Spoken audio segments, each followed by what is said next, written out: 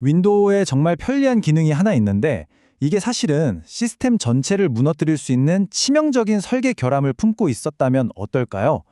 오늘 파헤쳐볼 C패스워드 취약점은요, 단순한 버그가 아닙니다. 시스템 보안의 근본을 뒤흔들었던 아주 중요한 이야기거든요. 자, 한번 상상해 보세요. 만약에 우리 회사 아니면 우리 조직 전체의 보안을 쥐고 있는 마스터키가 있잖아요. 그게 누구나 볼 수 있는 인터넷에 떡하니 공개되어 있다면 어떨 것 같으세요? 정말 말도 안 되는 소리 같지만 이게 바로 오늘 우리가 다룰 이야기의 핵심입니다. 그럼 이 모든 사건의 발단은 어디였을까요? 바로 그룹 정책 기본 설정, 우리가 줄여서 GPP라고 부르는 기능에서 시작됐습니다. 이게 원래는 시스템 관리자들한테는 정말 강력하고 편리한 도구였거든요. 그러니까 GPP 덕분에 관리자들이 컴퓨터 수백 대 설정을 일일이 할 필요 없이 그냥 중앙에서 한 번에 쫙 관리할 수 있게 된 거죠. 딱딱한 기존 정책보다 훨씬 유연해서 인기가 많았어요. 예를 들어서 모든 컴퓨터에 똑같은 로컬 관리자 계정과 비밀번호를 설정하는 일, 정말 순식간에 끝낼 수 있었습니다. 그렇다면 GPP는 이 편리한 설정들을 대체 어디에 저장했을까요? 바로 SYSVOL이라는 공유 폴더에 XML 파일 형태로 저장을 했어요. 그런데 바로 여기서부터 문제가 스멀스멀 피어오르기 시작합니다. 이 XML 파일 안에 말이죠, 로컬 계정에 암호가 그대로 떡하니 담겨 있었던 겁니다. 자, 이제 이 취약점의 가장 핵심으로 들어가 보죠. 사실상 공개된 마스터키나 다름없었던 바로 그것, C패스워드에 대해서 말이죠. 그러니까 관리자가 GPP로 로컬 계정 암호를 딱 설정하잖아요. 그럼 그 암호가 XML 파일에 C패스워드라는 이름으로 저장이 됐습니다. 이름부터가 딱 암호라는 뜻이죠. 뭐 여기까지는 그럴싸해 보입니다. 아니 그래도 설마 암호화를 안 했겠어 싶으시죠? 네, 맞아요. 암호화 했습니다. 심지어 당시에 가장 강력하다고 알려진 표준, 바로 AES-256으로 암호화를 했죠. 지금 이 슬라이드에 보이는 금고처럼 와, 마이크로소프트가 보안에 단단히 신경 쓴 것처럼 보이죠? 하지만 바로 다음 슬라이드가 진짜 문제입니다.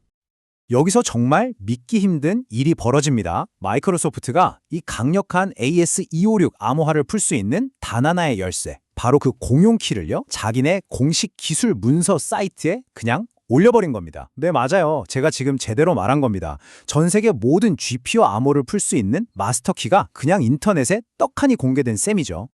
이 상황을 비유하자면요, 딱 이렇습니다. 세상에서 가장 튼튼한 금고를 만들어 놓고 그 금고를 여는 마스터키를 키는 여기 있어요 라고 포스트잇에 써서 현관 매트 밑에 붙여둔 격이에요. 암호와 아무 의미가 없어진 거죠.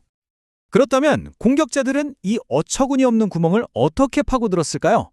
지금부터 그 공격 시나리오를 한 단계씩 뜯어보겠습니다. 여기에 정말 결정적인 문제가 하나 더 있었습니다. 바로 도메인 사용자라면, 그러니까 권한이 제일 낮은 신입사원 계정이라도 이 암호 파일이 담겨있는 SYS볼 폴더를 누구나 그냥 읽을 수가 있었다는 점입니다. 이건 정말 너무 큰 문제죠. 자, 이제 공격자 입장에선 너무나도 쉬운 길이 열린 겁니다. 첫 번째, 어떻게든 일반 사용자 계정 하나만 손에 넣습니다. 두 번째, 그 계정으로 SYSVOL 폴더에 접속해서 C패스워드가 담긴 XML 파일을 찾아내죠.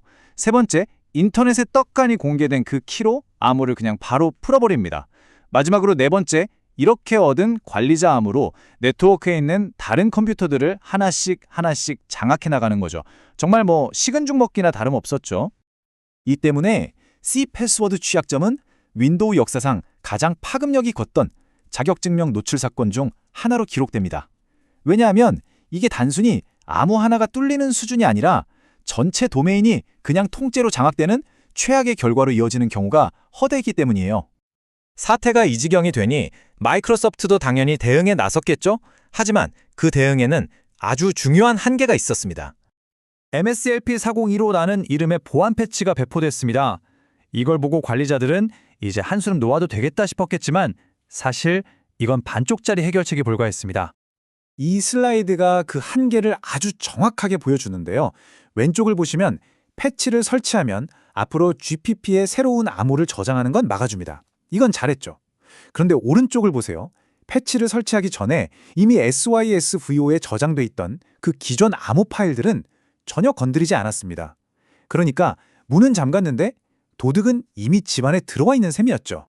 결국 남은 일은 전부 관리자들의 몫이었습니다.